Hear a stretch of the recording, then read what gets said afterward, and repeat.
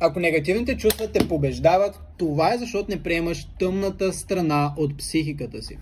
Когато правиш това, което не приемаш от себе си, започваш да го виждаш във външния свят и започва да те дразни. Започваш да се изнервяш, че съществуват такива хора, че може да се държат по такъв начин, но всъщност това, което не забелязваш, е, че това, което те дразни от тях, ти го имаш у себе си. Това е тъмната страна на психиката ти, която ако игнорираш, тя ще се манифестира като раздразнителни ситуации, които виждаш постоянно покрай себе си.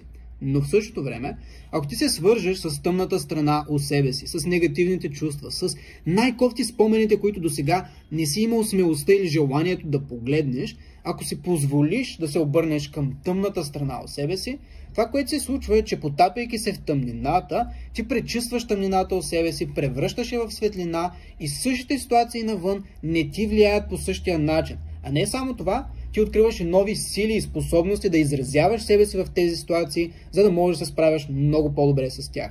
Така че ако искаш повече насоки как да приложиш това, коментирай въпросите си отдолу, а ако искаш да работиш лично с нас, може да натиснеш линка в описанието и да кандидатстваш за разговор с нас.